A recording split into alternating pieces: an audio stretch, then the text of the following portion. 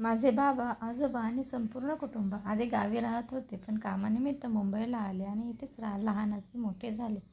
आता सगळीकडे मोठमोठ्या इमारती झाल्या आहेत. मात्र ज्यांनी जुनी मुंबई पाहिली आहे त्यांना ती काहीतरी वेगळीच वाटायची गर्दी होती. पण आताच्या तुलनेत कमी आणि बहुतांश लोक चाळींमध्ये किंवा लहान मोठ्या इमारतींमध्ये राहायचे. जे लोक चाळींमध्ये राहायचे त्यांनी तिथला एक वेगळाच अनुभव घेतला असेल. लहानशा खोलीत बरंच मोठं कुटुंब राहायचं. शौचालय बाहेर असायचं, पण त्या परिस्थितीतूनही माणसाला जीवनाची शहाणपणाची शिकवण मिळायची. दुनियादारी समजायची, छोट्या छोट्या गोष्टींचं महत्त्व कळायचं आणि तिथली माणसं तर नेहमीच मदतीसाठी तयार असायची. असो, आज मी तुम्हाला जे अनुभव सांगणार आहे ते अस्सल मुंबईतील चाळीमधले आहेत. शहरी ठिकाणाचं नाव मी सांगणार नाही, कारण मला ते योग्य वाटत नाही. चाळीचं नावही काही कारणांमुळे बदलतो आहे, त्यामुळे यासाठी मला माफ करा. हा अनुभव माझ्या वडिलांनी सांगितलेला आहे. जेव्हा ते कॉलेजमध्ये शिकत होते, दत्तात्रय चाळीत माझे वडील, माझी आजी, आजोबा आणि माझ्या 3 आत्या 2 छोट्या खोल्यांमध्ये राहत होते. घर लहानसं होतं, फक्त वर माळा चढवलेला होता, त्यामुळे ते थोडं मोठं वाटायचं. आजोबा गावाला ये-जा करत असायचे. त्यावेळी आमचे शुक्ला नावाचे शेजारी होते. त्यांच्या कुटुंबातील मोठा मुलगा दीपेन हा माझ्या बाबांचा चांगला मित्र होता. त्यांचं लग्न झालेलं होतं आणि त्याला 5 महिन्यांची मुलगी होती. माझे बाबा त्याला दीपू भैया असे म्हणायचे. आमचं त्यांच्या घराशी अगदी घरच्यांसारखं नातं होतं, कारण अभ्यासात वगैरे त्याने बाबांना खूप मदत केलेली आहे. पण लग्नानंतर दीपेन आणि त्यांच्या बायकोचं सतत भांडण व्हायचं.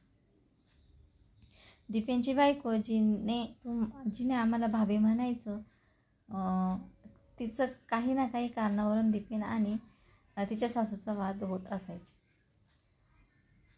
मुलगी झाल्यानंतरही त्यांच्या घरातलं भांडण काही कमी झालं नाही. माझ्या आजीने, आत्यांनी आणि तिच्या कुटुंबियांनीही तिला खूप समजावलं, पण ती काही ऐकायला तयार नव्हती. बाबांनी तेव्हा 12वीची परीक्षा दिली होती आणि पार्ट टाईम म्हणून एका पंख्याच्या दुकानात काम करत होते.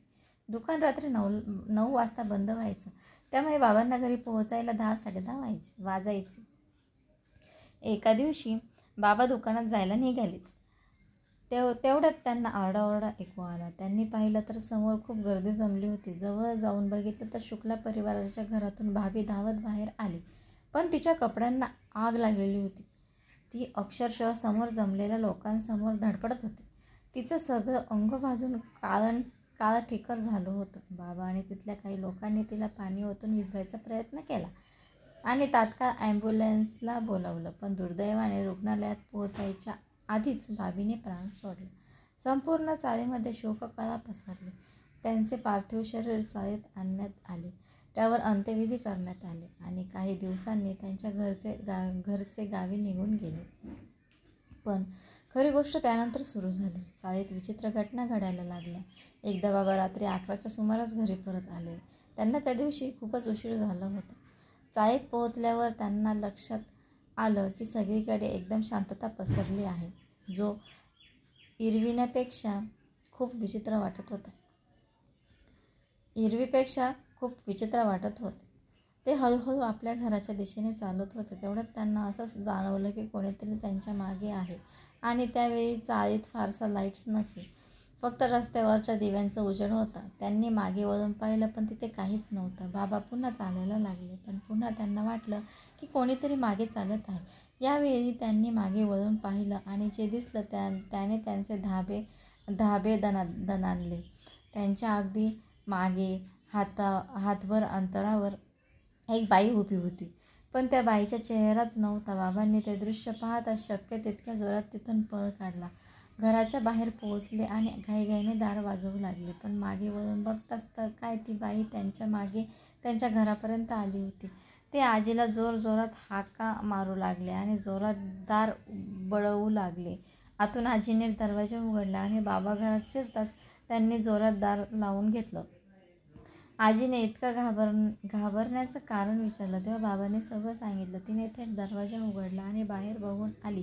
बाहेर काही नाहीये, तू जेव आणि झोप, असं म्हणत तिने बाबांसाठी जेवण वाढलं. पण ते मात्र खरंच घाबरले होते. आजीने त्यांना शांत केलं आणि समजावत म्हणाली, असं काही नसतं, हे फक्त तुझ्या मनाचे खेळ असतील. पण बाबा मात्र त्या घटनेबद्दल विचार करू लागले.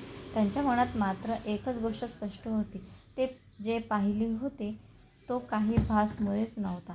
दुसऱ्या दिवशी सकाळी बाबा आणि आत्या लवकर उठले, पण आजी मात्र अजूनही उठली नव्हती. सगळ्यांनी तिला खूप वेळ हलवून जागा करण्याचा प्रयत्न केला, पण काहीच उपयोग झाला नाही. काही हालचालही नव्हती. तेवढ्यात माझी पणजी आजी म्हणजेच बाबांची आजी आली. तिनेही तिला उठवण्याचा प्रयत्न केला, पण अजूनही आजी कसलीही हालचाल करत नव्हती. चाळीमधले बरेच लोक येऊन पाहून गेले, हाका मारून उठवायचा प्रयत्न करून गेले. डॉक्टरही येऊन तपासून गेले, पण काही विशेष सांगू शकले नाहीत. त्यामुळे सगळे गोंधळून गेले होते. पणजी आजीला मात्र काहीतरी संशय आला. तिने आत्या आणि बाबांकडे पाहत विचारलं, काल काही विशेष घडलं होतं का? तेव्हा बाबांनी आदल्या रात्री घडलेला प्रकार सांगितला तिला. हे ऐकताच ती घाईघाईने बाहेर गेली आणि काही वेळाने एका अनोळखी माणसाला घेऊन परत आली. त्या व्यक्तीच्या पोशाखाकडे पाहून असं वाटत होतं की तो एखादा मांत्रिक असावा.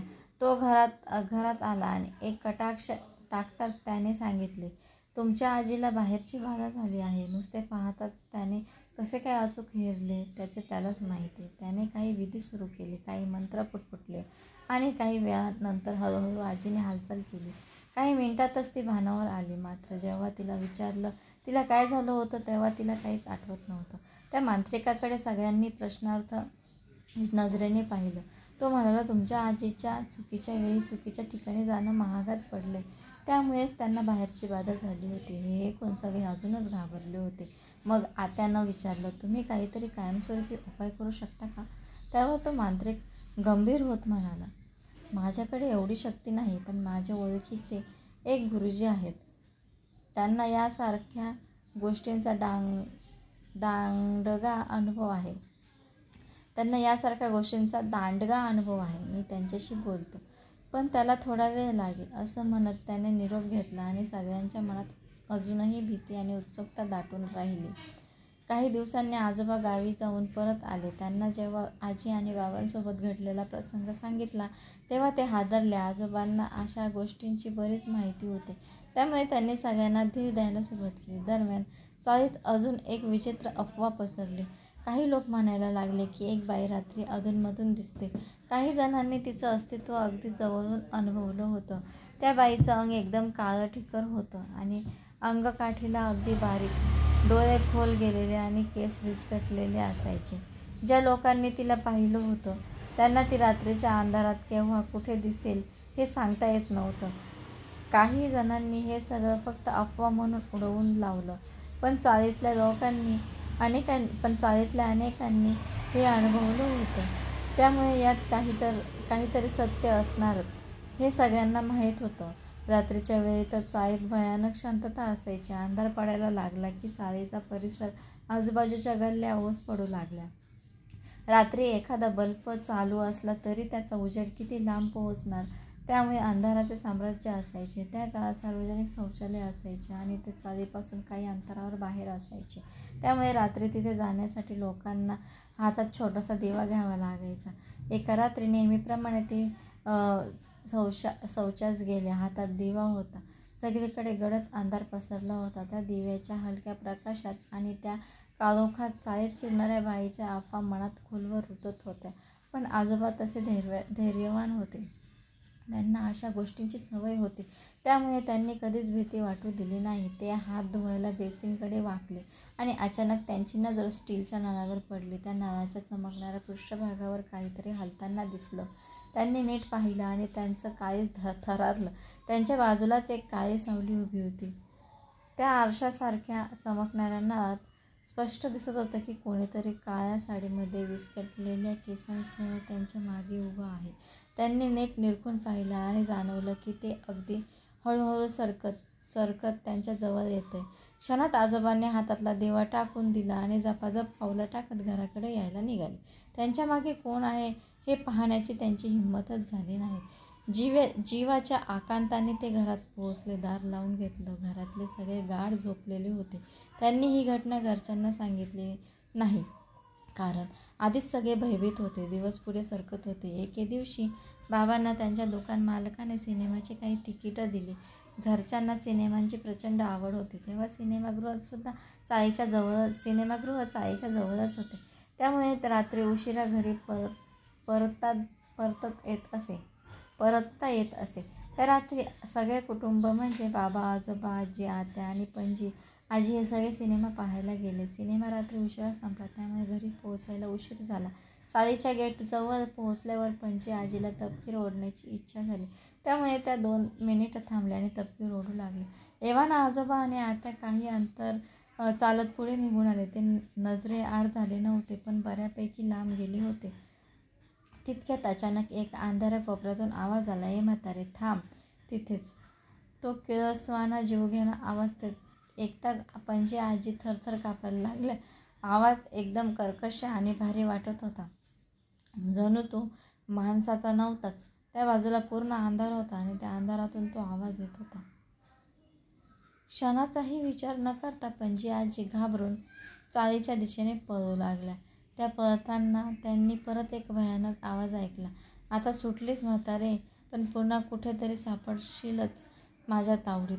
ती घरात आली आणि तिला पाहून सगळेच घाबरले. त्यांचा चेहरा पांढरा फटक पडला होता, घसा कोरडा पडला होता आणि हात थरथरत होते. जेव्हा त्यांनी हा सगळा प्रकार घरच्यांना सांगितला, तेव्हा सगळे अक्षरशः थरथरू लागले. बाबांनी शेवटी भीतीपोटी दुकानाची नोकरी सोडली. रोज उशीर होणे आणि त्या भयानक वातावरणात रात्री घर गाठणे हे अधिक काळ सहन करणे त्यांना शक्यच नव्हते. आता प्रश्न असा होता की हे सगळं कधी संपणार? एक दिवस तोच मांत्रिक पुन्हा घरी आला.